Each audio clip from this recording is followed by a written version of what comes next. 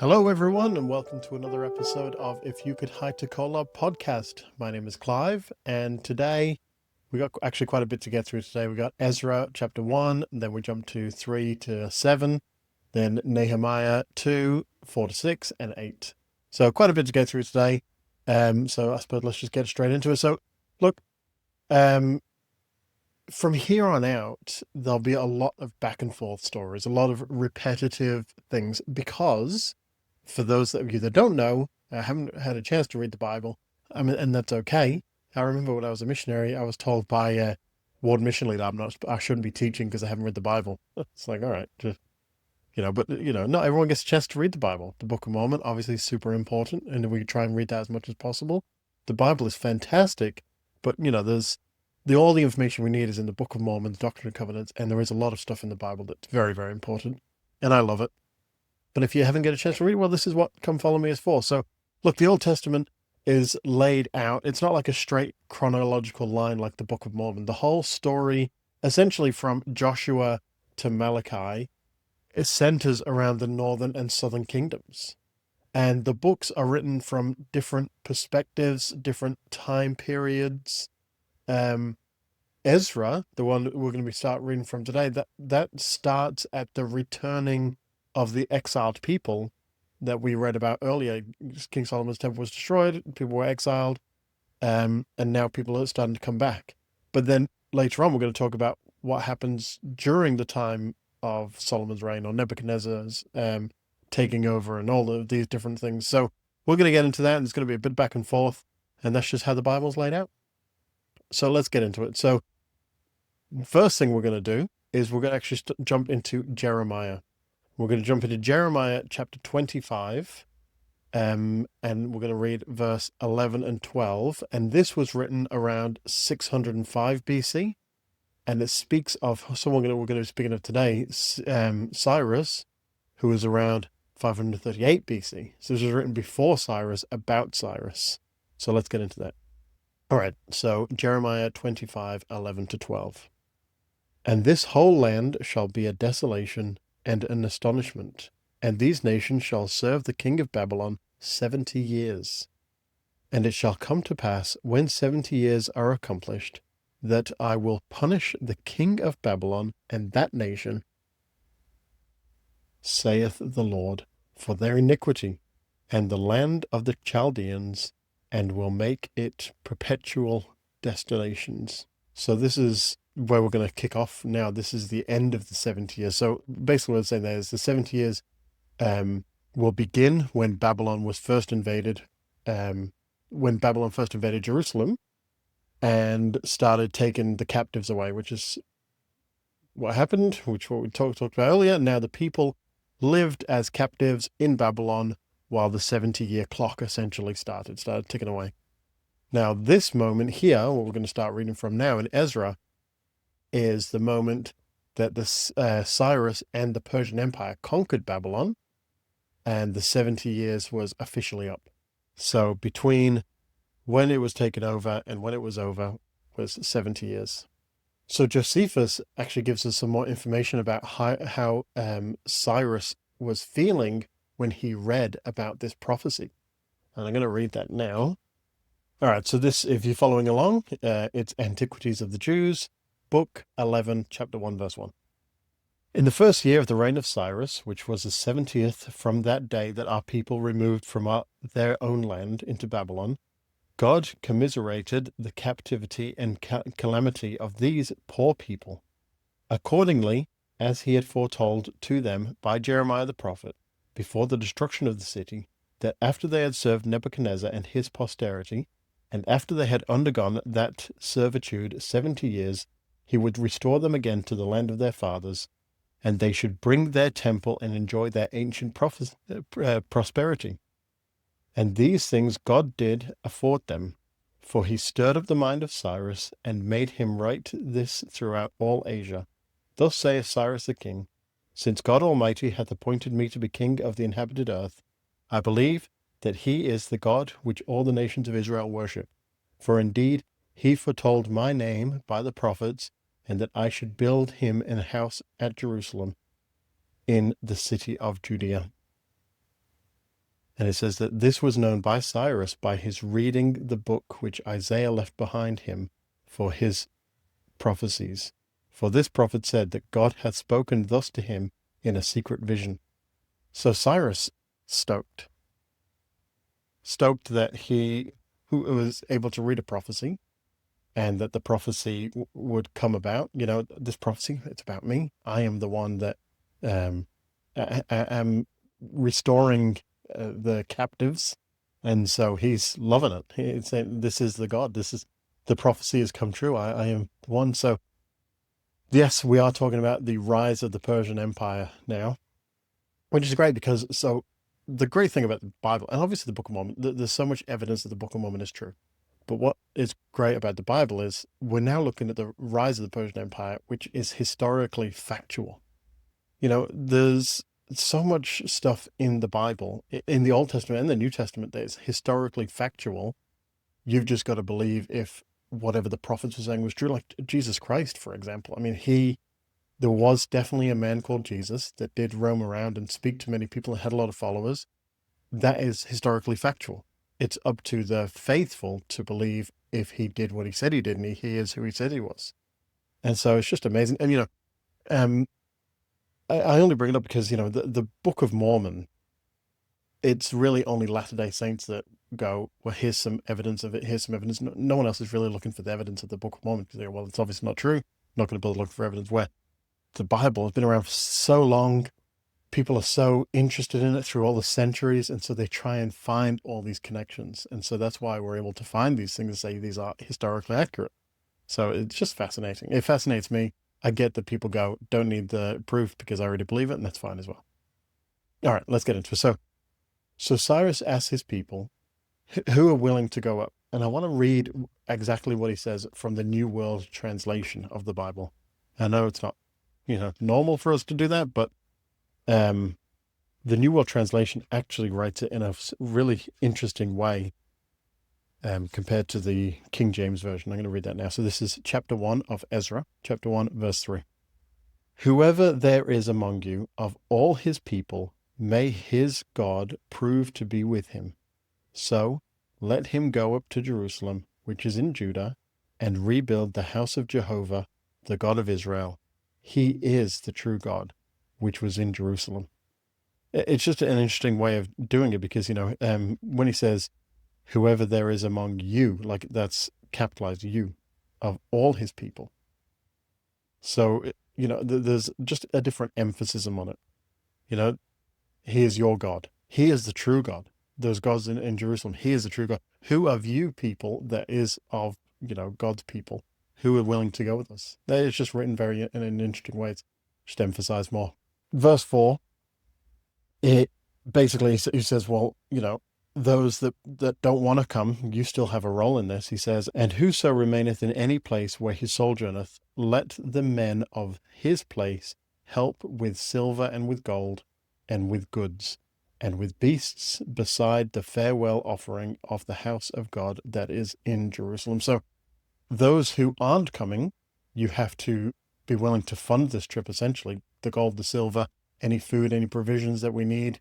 This is what your role is. So we're all involved in some way or another. Now, decades earlier, King Nebuchadnezzar marched into the Temple of Solomon, looted it all the sacred gold and silver and all the vessels, and placed them in the house of his own worship, his own gods. Whereas Cyrus fixed all this. So he orders the temple treasures to be brought out of the Persian vaults. The treasures are counted out by the treasurer to Shishibaza, the prince of Judah. And the chapter closes with a precise inventory list. So in total, there's 5,400 vessels of gold and silver, which are brought back from Babylon to Jerusalem. So, and this is what Cyrus is all about now, restoring it all to its proper way, not going, we're going to build it the way we want to build it. He's gone, it was built that way. It was ordained that way. Let's put it back the way it should have been. Now we're going to skip chapter 2, which is just mostly a list of who went. Interesting though, that out of the million Jews or millions of Jews living in Persia, only 50,000 of them went to Jerusalem. So, yeah. Anyway, so moving on to chapter 3.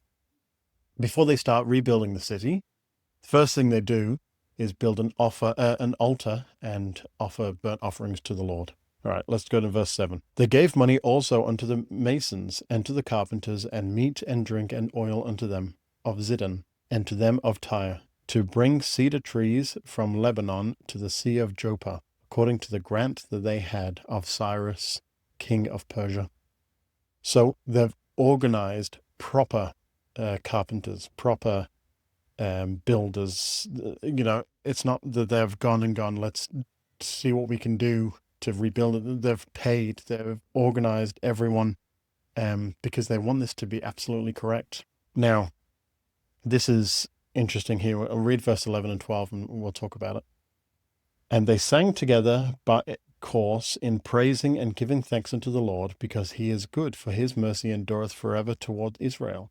And all the people shouted with great shout when they praised the Lord, because the foundation of the house of the Lord was laid. Right.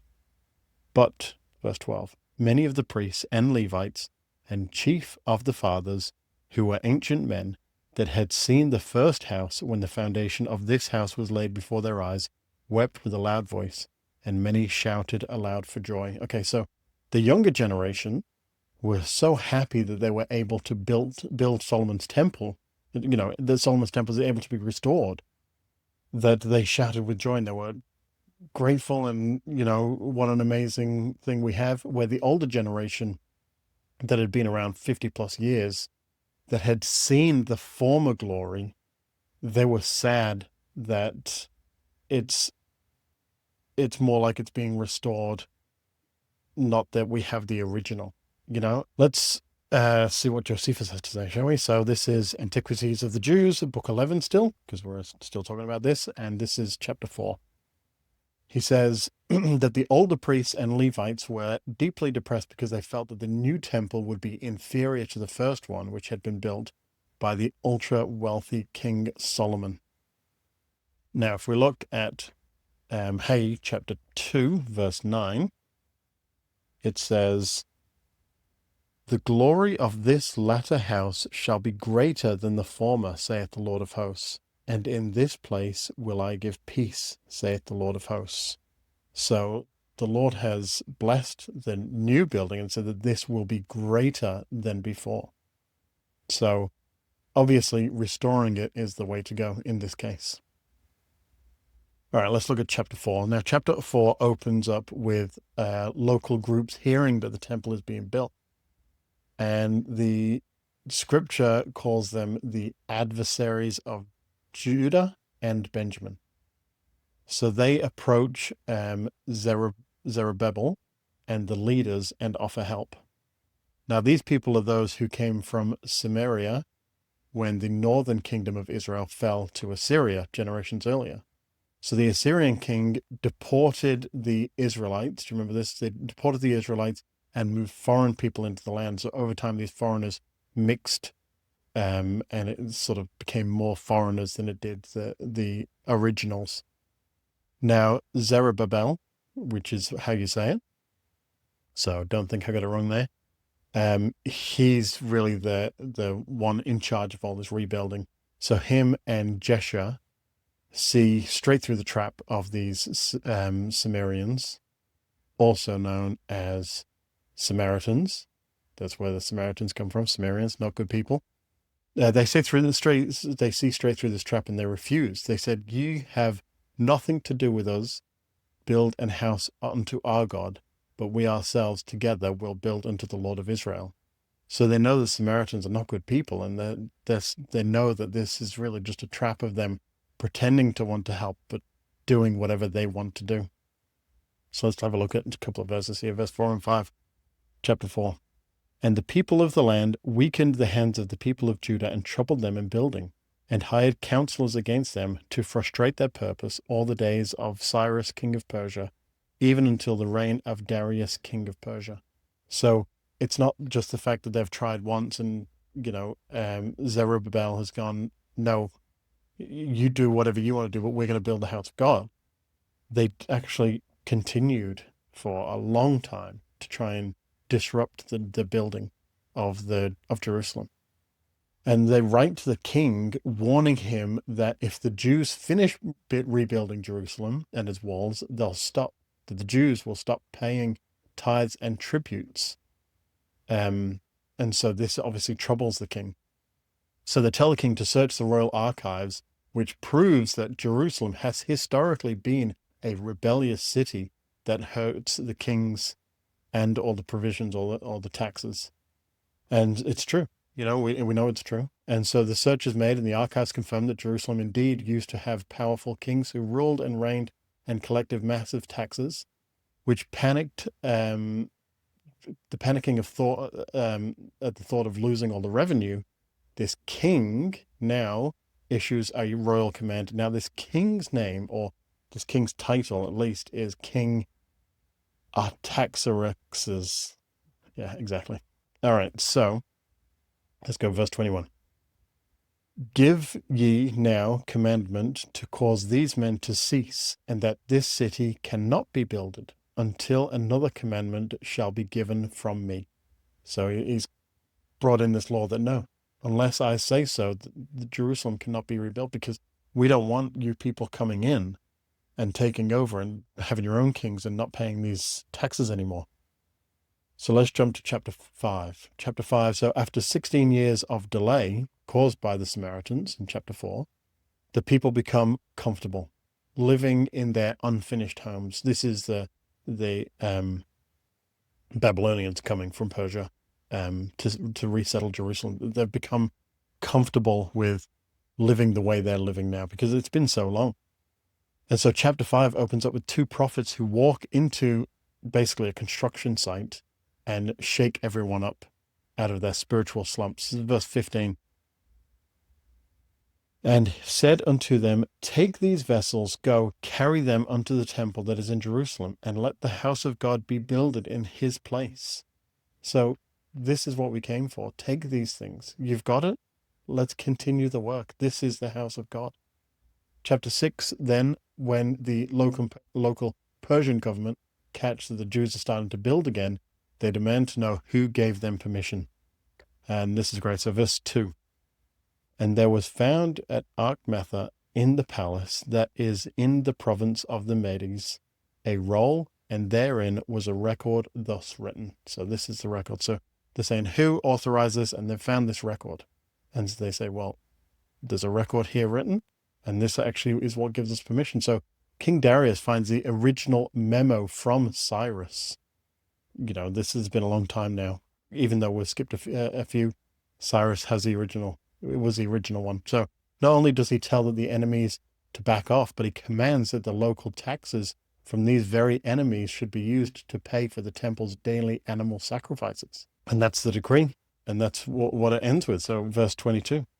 And they kept the feast of unleavened bread 7 days with joy, and the Lord hath made them joyful, and turned his heart of the king of Assyria unto them, to strengthen their hands in the works of the house of God, the God of Israel. So, yes, not only do they back off, but they start paying the taxes for the animal sacrifices. So it's really quite interesting here. But anyway, we have skipped ahead quite a bit because that's just the way the chapters are all laid out. But we will, like I said earlier, there will be a lot of going back and talking about these other things. So don't worry if it feels too rushed, because there is a lot of back and forth in the Bible. Okay, so now chapter 7. Suddenly now we skip forward 60 years. And when we skip forward 60 years, this is when we finally even hear about Ezra, who the book is all about. So if we look at chapter 7, verse 10, it says, for Ezra had prepared his heart to seek the law of the Lord, and to do it, and to teach in Israel statutes and judgments. So you got to remember now, Jerusalem is pretty much finished. Ezra now, it's his role as sort of like a missionary to go and to preach the gospel and to help those understand. Now, the new king is all for this and sends out a decree in verse 21 to 23. He says, and I, even I, Artaxerxes, the king, which is this is Artaxerxes the first, or the other one was Artaxerxes. This one's Artaxerxes, the next one. I think it does say the first. It must have been Artaxerxes like the original. I don't know. Anyway, it's more of a title than the actual name. And to make a decree to all the treasurers which are beyond the river, and whatsoever Ezra the priest, the scribe of the law of the God of heaven, shall require of you, it shall be done speedily. Unto 100 talents of silver, and 100 measures of wheat, and to 100 baths of wine, and to 100 baths of oil, and salt, without prescribing how much. Whatsoever is commanded by the God of heaven, let it be diligently done for the house of God of heaven. For why should there be wrath against the realm of the king of his sons? Ezra has been approved by the king to go, and whatever he needs, you will provide. Ezra is the one been ordained of God. All right, now we're actually going to jump again, and that's the end of Ezra for us, as far as we're concerned at the moment with Come Follow Me.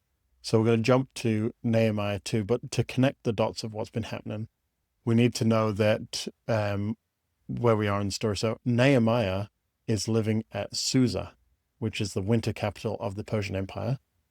So I guess there's winter capitals and summer capitals. I don't know how that works. But when I was looking it up, where is Susa, it says it's a winter capital of Persia.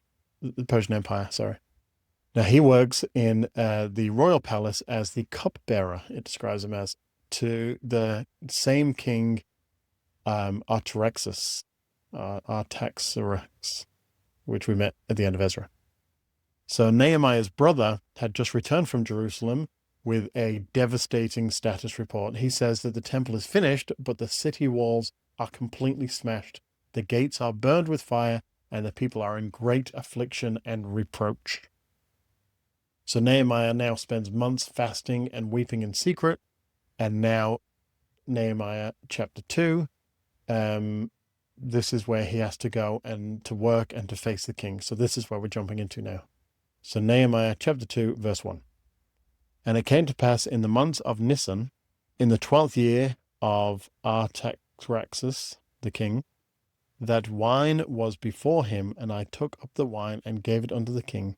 Now I had not been before time sad in his presence. Now, what is interesting here is, why does it specifically say that I have not been sad in the king's presence? Now, in ancient Persian court, showing sadness or depression in front of the monarch was a capital offense, and it could get you executed on the spot. You're expected to reflect only joy in the king's presence. And so he specifically said here that, he's sad, and he's sad because of the things that have preceded this chapter, which I mentioned before. And so this is why he's sad in the king's presence. He's never done that before, because, he's trying to show respect to the king, and he obviously doesn't want to get executed for it. So, but the king, he doesn't, he's a good man at the moment, and talks to Nehemiah, and he says, wherefore, this verse 2, wherefore the king said unto me, why is thy countenance sad, seeing thou art not sick? So, why are you sad? You're not sick. There is nothing else but sorrow of heart. Then I was very sore afraid, and said unto the king, let the king live forever. Why should not mine countenance be sad?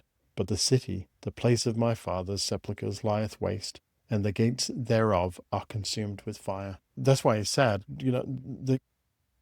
There's so much going on. There's so much wickedness. We're trying to rebuild the city, or we have been for years and years now, and these things are still coming about. So Nehemiah asks for permission to travel to Judah to rebuild the city. Remember, he's not in Judah, he's in Persia, or in the Persian Empire.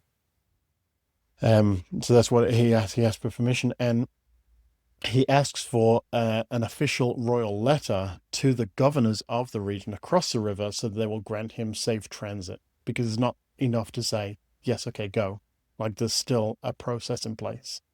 So he asked for a specific letter addressed to a man named Asaph, A-S-A-P-H, Asaph, the keeper of the king's forest, commanding him to give Nehemiah timber to build the gates of the palace, the city walls, and a house for himself to live. And the king grants all of these things. The king grants it to him, So he even sends a military escort with him of army captains and a horseman to protect him. So, accompanied by only a few trusted men, Nehemiah rides a donkey through the dark city ruins, and the destruction is so massive. Remember, they've rebuilt the city of Jerusalem, and now it's been destroyed again. The destruction is so massive, and the piles of rubbish are so high that at one point, he says in verse 14, "Then I went on to the gate of the fountain and to the king's pool, but there was no place for the beast that was under me to pass." So there's so much destruction around him that his donkey couldn't even squeeze through past all the rubble. So in verse 17 here, you see the distress. In verse 17 it says, "Then said I unto them, Ye see the distress that we are in, how Jerusalem lieth waste, and the gates thereof are burned with fire. Come and let us build up the wall of Jerusalem, that we will be no more a reproach." So earlier, which I didn't mention, there was two men came and met them. These men are named Sanballat, if you want to do it the French way, or Sanballat, Sanballat, and a Samaritan. Oh, sorry, he is a Samaritan, and there's another man called Tobiah, the servant, who is an Amorite. And they've been mocking Nehemiah and his people since they arrived. So he says this in halfway through verse 9. "They laughed at us to scorn and dispersed us, and said, What is this thing that ye do? Will ye rebel against the king?" So you've come to try and do this thing, the king will stop you. In verse 20, this is his response. "Then answered I to them and said unto them, The God of heaven, he will prosper us. Therefore, we, his servants, will arise and build, but ye have no portion, nor right, nor memorial in Jerusalem. Like my authority is from God, not from your king." So now, chapter 3, we're going to skip chapter 3, but basically in chapter 3, the people have organized themselves family by family to start repairing the gates and the walls. Now we'll get into chapter 4, and this is where we get back to Sanballat, who knows, continue to mock them because it's such a huge undertaking, and Tobiah says that even if they build it, it'll be so weak that a fox could knock it down. So even if you want to rebuild, it's still going to be a weak wall. He says this in verse 6. "So build we the wall, and all the wall was joined together unto the half thereof, for the people had a mind to work." Verse 8. "And conspired all of them together to come and to fight against Jerusalem and to hinder it." Verse 10. "And Judah said, The strength of the bearers of the burdens is decayed, and there is much rubbish, so that we are not able to build the wall." Verse 14.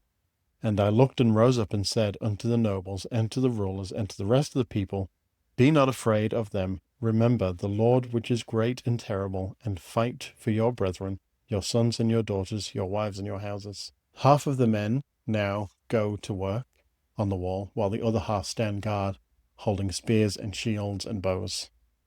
Now, because the wall is long and the workers are separated, those that are working and those that are protecting, Nehemiah keeps a trumpet near him, and he tells everyone, "In what place thereof ye hear the sound of trumpet, resort ye thither unto us, our God shall fight for us."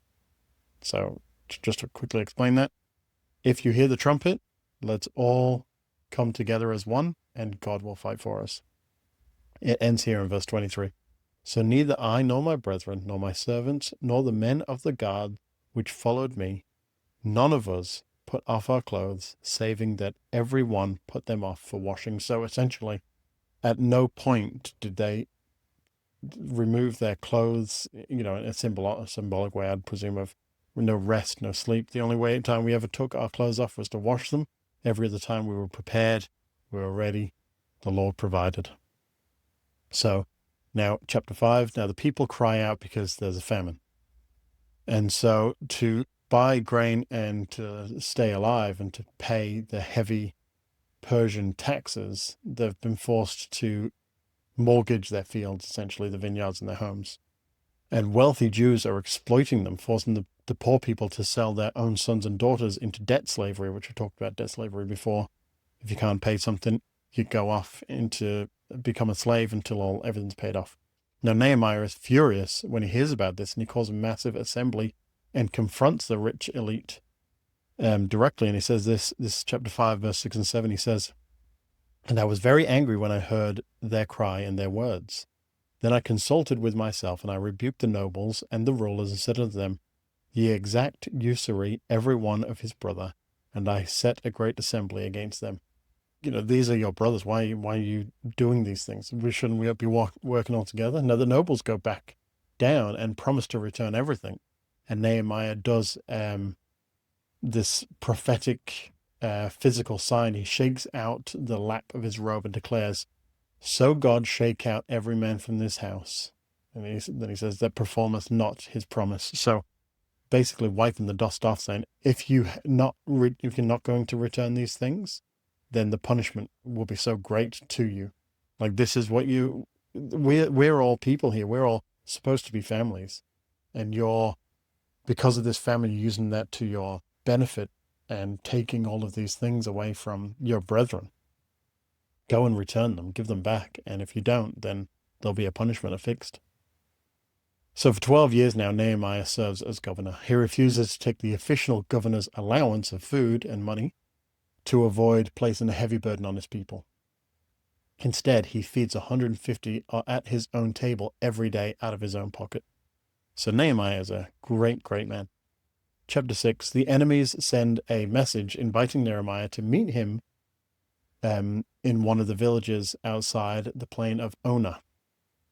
Now, this is a great, great verse here. And one of my favorite talks is, "We are doing a great work and cannot come down," by Dieter F. Uchtdorf back in 2009.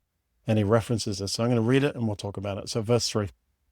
So don't forget. So the enemies, when it says the enemies, it's those people that are mocking them, Samaritans and Ammonites.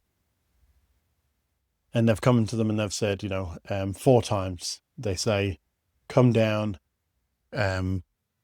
let's go to the plain of Ona and let's speak." And this is what his response is, verse 3. "And I sent messengers unto them, saying, I am doing a great work, so that I cannot come down. Why should the work cease whilst I leave it and come down to you?" I'm doing a great work and cannot come down. It's great. It's such a powerful message. But even just to say then, why should I expect everyone to keep working so I can come down to you? So like I said, they do this 4 times, and the enemies hire a compromised Jewish prophet, Shemaiah, and Shemaiah locks himself in the house and acts terrified and tells Nehemiah, "Let us meet together in the house of God, for they will come and slay thee in the night, and they will come and slay thee." Now, he wants Nehemiah to panic and hide in the temple sanctuary. Nehemiah was a political governor, not a priest, so entering the inner sanctuary was a direct violation of God's law. If Nehemiah had panicked and ran inside, his reputation would be ruined and the people would lose all respect for him. So Nehemiah responds to this in verse 11. "And I said, Should such a man as I flee? And who is there that, being as I am, would go into the temple to save his life? I will not go in." This is a great man. This is a man that has his priorities straight. Dieter F. Uchtdorf, speaking of this, he says, "With that clear and unchanged purpose of mind, and with great resolve, the walls of Jerusalem rose up until they were built in an astonishing 52 days. Nehemiah refused to allow distractions to prevent him from doing what the Lord wanted him to do." Which is absolutely correct. If you haven't read that talk, go back and listen to it. It just shows that it's more of, when he says, "I'm doing a great work and cannot come down," it's not that I'm not allowed to or that I shouldn't. It's I have made this promise. Like, who am I to say that, sure, let me go down while other people do this? Let me go into this temple because you're saying this, people are trying to kill me. No, I cannot come down because it's beyond a choice. It's something that I'm committed to do. And going to this temple, I'm respected among these people, and I know the law. I know God's law. Who am I to go inside? So it's just a really great, shows the character of Nehemiah. You skip chapter 7, we talk to chapter 8. So chapter 8, verse 1. This here says, "And all the people gathered themselves together as one man unto the street that was before the water gate. And they spake unto Ezra the scribe to bring the book of the law of Moses, which the Lord had commanded to Israel."